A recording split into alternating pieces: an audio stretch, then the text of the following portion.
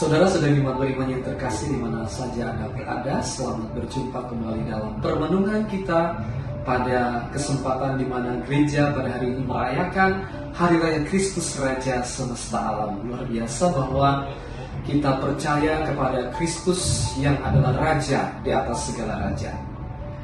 Dan yang sangat menarik kalau dihubungkan dengan bacaan-bacaan kitab suci pada hari ini, teristimewa dari bacaan Injil, tentu kita akan merenungkan suatu perspektif yang berbeda tentang raja, tentang pemimpin, tentang penguasa.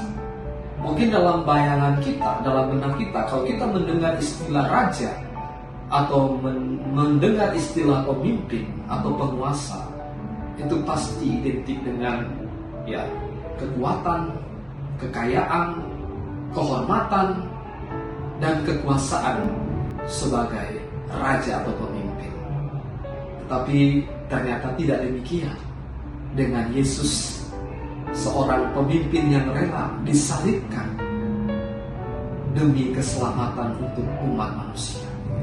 Seorang pemimpin yang tidak hanya memikirkan kepentingannya sendiri, tetapi rela menyerahkan nyawanya untuk keselamatan sebagai tebusan bagi banyak orang.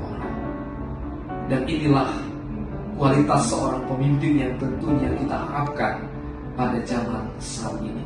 Kalau sekarang ini tentu banyak orang juga mendambakan seorang pemimpin atau raja dunia yang begitu kuat, yang seorang yang memiliki segala hal berkuasa.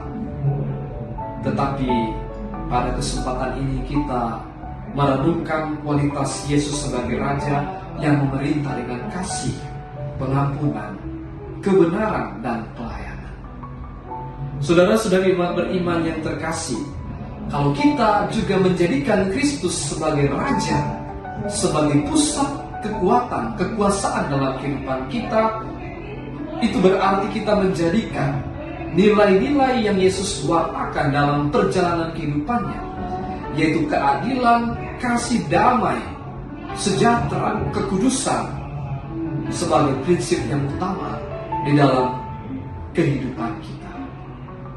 Maka demikianlah kita sungguh-sungguh menghayati bahwa Yesus adalah sebagai pemimpin, sebagai raja di dalam kehidupan kita.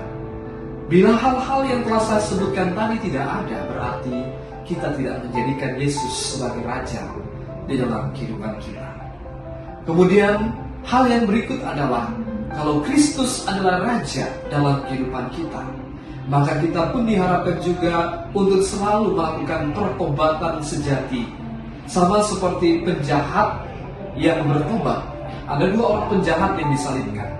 Yang satu menghujat dan memaksa Tuhan Yesus untuk menunjukkan kuat kuasanya supaya melepaskan mereka dari penderitaan di kayu salib.